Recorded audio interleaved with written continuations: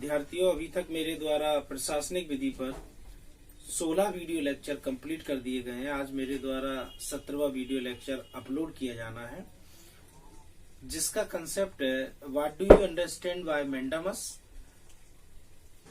Explain. परमादेश से आप क्या समझते हैं, समझाइए। आज विद्यार्थियों मैं आपको परमादेश के बारे में बताऊंगा कि परमादेश क्या है। इसके पहले मैं थोड़ी सी जानकारी आपको दे देता हूं। जैसा कि विद्यार्थी आप सभी जानते हैं, आपने कॉन्स्टिट्यूशनल लॉ में पढ़ा होगा जब आप एलएलबी फर्स्ट सेमेस्टर में होंगे तब।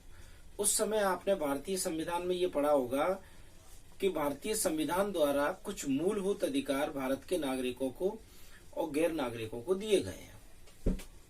उन मूलभूत अधिकारों को अनुच्छेद 14 से लेकर 32 तक में 6 प्रकार के अधिकारों के रूप में बताया गया है। समता का अधिकार, स्वतंत्रता का अधिकार, शोषण के विरुद्ध अधिकार, धार्मिक स्वतंत्रता का अधिकार, शिक्षा और संस्कृति का अधिकार और संवैधानिक उपचारों का अधिकार। और इसके अलावा अगर हम आर्टिकल 32 को ठीक तरीके से पढ़ेंगे तो आर्टिकल 32 के सब क्लॉज 1 यानी अनुच्छेद 32 के उप अनुच्छेद 1 में ये बताया है कि उच्चतम न्यायालय यानी सुप्रीम कोर्ट ऑफ इंडिया इस बात की गारंटी देता है कि भारत के किसी भी नागरिक से उसके मूल अधिकारों को नहीं छीना जाएगा। लेकिन गारंटी देना अलग बात है। सपोज दैट अगर कोई छीन ले तो क्या होगा? तो ऐसी स्थिति में आर्टिकल 32 के सब क्लॉज 2 के तहत ये बताया है कि सुप्रीम कोर्ट का दूसरी मत में ये कहना है कि पहली बात तो कोई आपके अधिकारों का वायलेंस नहीं करेगा, आपके अधिकारों का हनन नहीं होगा, न कोई छीनेगा, ये मैं गारंटी देता हूं। लेकिन फिर भी अगर ऐसा हुआ तो मैं आपके मूलभूत अधिकारों को पुनः स्थापित करवाऊंगा। अगर कोई छीन लेता है तो हम वो अधिकारों को वापस आपको दिलवाएंगे। तो उसी संबंध में आर्टिकल 32 में 226 के तहत प्रत्येक उच्च न्यायालय में और 32 के तहत सर्वोच्च न्यायालय में जब किसी व्यक्ति के मूल अधिकारों का हनन होता है, कहने का तात्पर्य है कि भारतीय संविधान में दिए हुए मूल अधिकारों में से अगर किसी मूल अधिकार का हनन किसी व्यक्ति का होता है तो ऐसा व्यक्ति आर्टिकल 226 के तहत उच्च न्यायालय में और आर्टिकल 32 के तहत सर्वोच्च न्यायालय में उपस्थित होकर एक रिट पिटीशन यानी लेख याचिका लगा सकता है कि मेरे अधिकारों का हनन हुआ है और चूंकि सुप्रीम कोर्ट ने गारंटी दी थी अतः मेरे मूलभूत अधिकारों को मुझे पुनः वापस दिलवाया जाए। ऐसी स्थिति में संबंधित उच्च न्यायालय या सर्वोच्च न्यायालय 5 तरह की रिट में से कोई एक रिट यानी कि 5 तरह के लेख जारी करने की अधिकारता प्रत्येक उच्च न्यायालय और सर्वोच्च न्यायालय को है और उन 5 तरह के लेखों में से कोई एक प्रकार का लेख उसके द्वारा जारी किया जाएगा। ठीक, वो 5 प्रकार के लेख होते हैं बंदी प्रत्यक्षीकरण, परमादेश, प्रतिषेध, उत्प्रेषण, अधिकार परीक्षा यानी कि हेवियस कार्पस, मैंडामस, प्रोविशन, सर्सियोरारी और क्वी वारंटो। ये 5 तरह के लेख जारी करने की शक्ति प्रत्येक उच्च न्यायालय और सर्वोच्च न्यायालय की है और उन 5 लेखों में से जिस लेख के कारण आपके अधिकार वापस दिलाए जा सके उस लेख को उच्च न्यायालय सर्वोच्च न्यायालय जारी करेगा।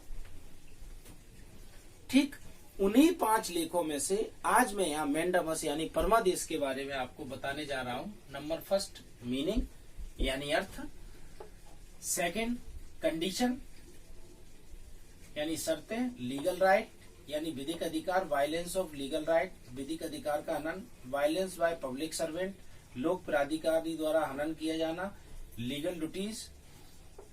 Point third who can apply कौन आवेदन कर सकता है, not to be against any person किसी व्यक्ति के विरुद्ध ये लेख जारी नहीं किया जा सकता। तो सबसे पहला पॉइंट इसमें मैंने दे रखा है मीनिंग। परमादेश का क्या अर्थ है? परमादेश का अर्थ है कि जैसा कि आप सभी जानते हैं कि भिन्न भिन्न डिपार्टमेंट यानी विभागों में और सरकारी दफ्तरों में कई लोगों की द्वारा नियुक्ति कर उन्हें प्राधिकार दिए गए हैं कि आप इस स्थान पर इस पदीय स्थिति में इस कार्य को करेंगे। और जब कोई प्राधिकारी अपना कार्य जिम्मेदारी से नहीं करता है, यानी जो शक्ति उसे प्रदान है उस शक्ति का या तो प्रयोग नहीं करता है या उस शक्ति से ज्यादा बढ़कर शक्ति का प्रयोग कर लेता है। कहने का तात्पर्य है, जब कोई प्राधिकारी विधिक कार्य यानी कि लीगल वर्क इलीगल प्रोसेस से करता है या लीगल प्रोसेस से इलीगल वर्क करता है, यानी कार्य विधिक होता है और प्रक्रिया विधिक नहीं होती है, या फिर प्रक्रिया विधिक होती है और कार्य विधिक नहीं होता है, या उस लोक सेवक द्वारा किसी व्यक्ति के अधिकारों का हनन किया जाता है, तो ऐसी स्थिति में वह व्यक्ति उच्च न्यायालय या सर्वोच्च न्यायालय में आवेदन दे सकता है अपने अधिकारों को पुनः प्राप्त करने के लिए। और जब आवेदन के बाद उच्च न्यायालय या सर्वोच्च न्यायालय वह व्यक्ति जिसने आवेदन किया है उसके पक्ष में और जिसने अधिकारों का हनन किया है उस लोक सेवक के विरुद्ध एक लेख जारी करता है, जिस लेख का नाम होता है परमादेश। यानी आपको आदेशित किया जाता है कि जो कार्य आप नहीं कर रहे हैं, जो आपको जिम्मेदारी से करना चाहिए, उस कार्य को आप कीजिए। या फिर कभी कभी आदेश ये दिया जाता है कि जो कार्य आप कर रहे हैं जिसे आपको नहीं करना चाहिए उसे करना बंद कर दीजिए और रोक दीजिए। इसे हम कहते हैं परमादेश। परमादेश की शर्तें क्या होंगी? परमादेश के लिए लेख जारी कब होगा? इसकी 4 शर्तें हैं। नंबर फर्स्ट, लीगल राइट, विधिक अधिकार होना चाहिए। वह व्यक्ति जो न्यायालय में याचिका पेश कर रहा है कि मेरे अधिकारों का हनन हुआ है, उसका कोई लीगल राइट जरूर होना चाहिए। Violence bye legal right,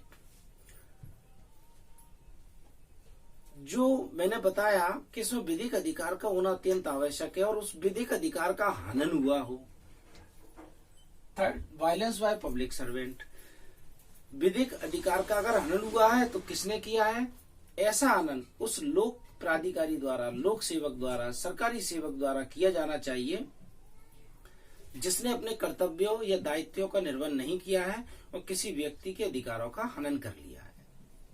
fourth, legal duties, प्रत्येक पब्लिक सर्वेंट या गवर्नमेंट सर्वेंट के ऊपर एक जिम्मेदारी होती है कि उन्हें अपने पदीय कर्तव्यों का निर्वहन करना अत्यंत आवश्यक होता है।